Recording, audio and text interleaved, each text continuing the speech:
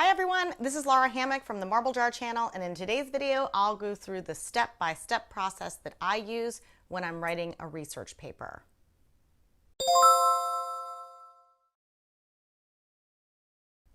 Every person is different, but I think that there are some basic steps to writing a good research paper, and it doesn't involve just typing out as many words on a topic that you could possibly think of. Now, what I'm going to give you are fairly generic steps, but I think that they would apply to the majority of research papers, give or take a couple steps.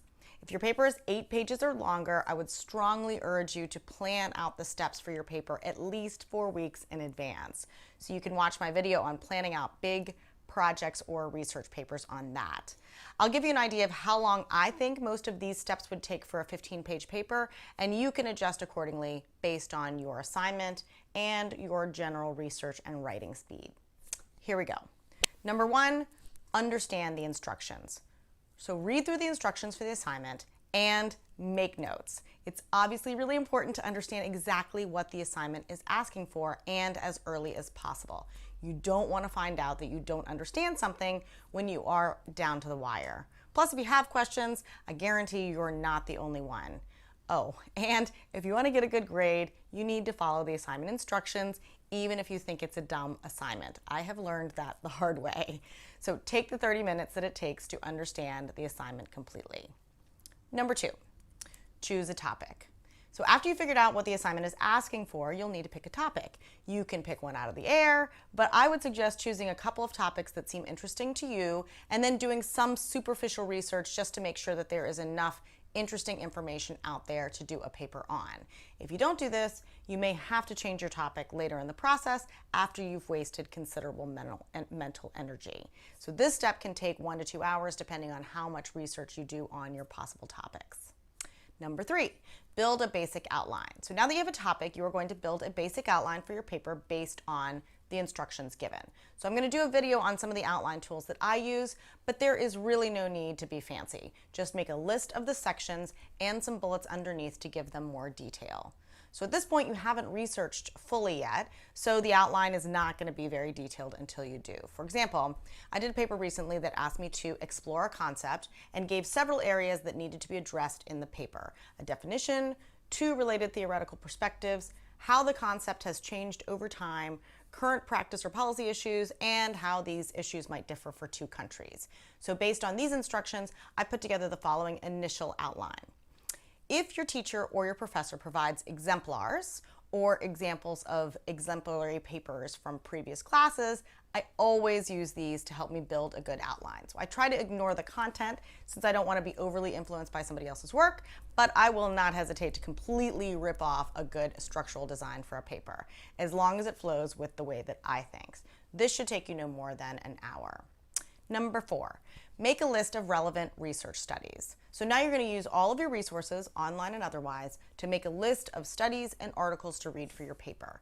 You can use Google Scholar, or if your learning institution has a library portal, you will have even better access to research journals and other scholarly resources. So I have a video that covers how I keep and reference this information, but for this step, you are just gathering a giant list of things to read that might be relevant to your research. Compiling this list can take 2 to 4 hours.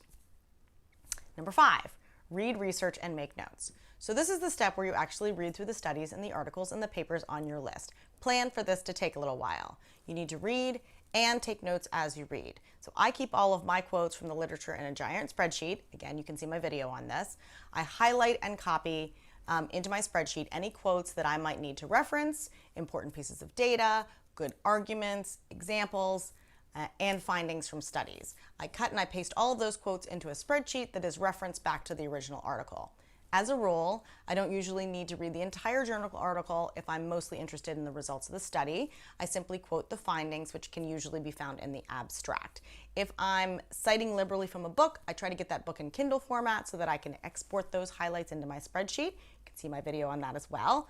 Also, many articles are in PDF format, and I have a video on exporting all the highlights from a PDF, so you don't have to do it laboriously one passage at a time. This step can take a really long time. I had almost 50 references for my last 17-page paper, and reading them took 8+ hours or so. Number 6, Categorize highlights by outline, section, or topic. So once I have a giant list of highlights, I read back through them all, and as I do, I try to categorize each quote roughly mapping back to my outline. So in the case of my paper, does this quote have to do with the differences between two countries, or does it have to do more with current US policy? Sometimes it doesn't match well, in which case I put it into a miscellaneous category. Inevitably, I need more granular categories, so I can also create a subcategory column. For example, this quote has to do with a section of the paper on theoretical perspectives, but it has specifically to do with cognitive theory. So I can mark that differently than this quote about life course perspective. Number 7, make decisions by mind map. So as you're reading through the research that you have gathered, you might have to make some decisions about what are the strongest points to make in your paper. So how do you come to these decisions? Sometimes I use a mind map to gather my thoughts. A mind map is a visual tool to help you see how ideas are related to each other. So I might do a video just on mind maps, but for now, let's say you're trying to determine the 3 strongest arguments that you want to present.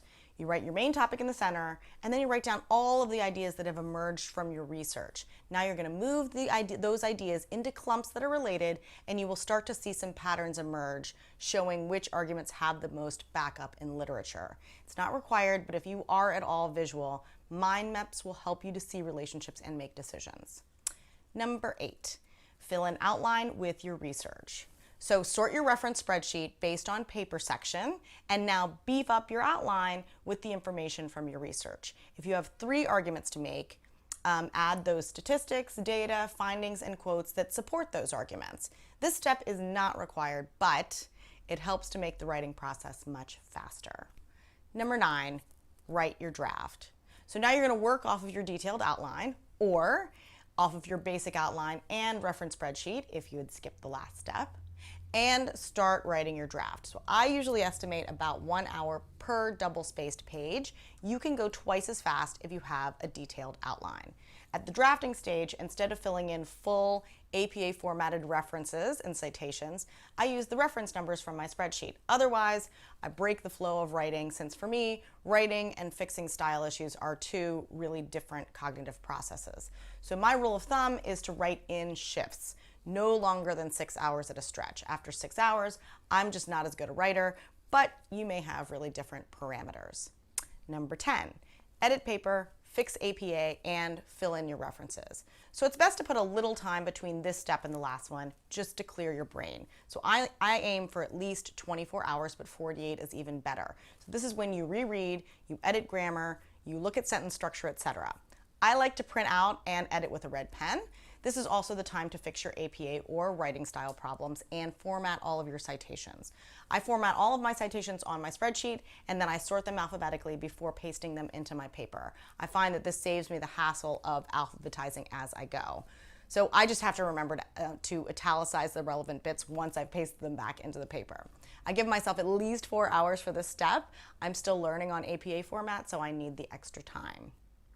Number 11, find a second reader. So my graduate program employs a writing advisor. I use him all of the time. I ask him a bunch of esoteric APA questions, and I always have him read my papers. So even if he doesn't provide that much feedback, I feel better having another set of eyeballs read through it and point out obvious issues. If you don't have access to a writing advisor, get a friend or a colleague whose opinion you respect to read through it. And number 12, make final edits and submit. Implement whatever suggestions came from your second reader, provided that you agree with them. Give it one last read through and submit. And that's it. Those are the steps that I follow for decent length research papers.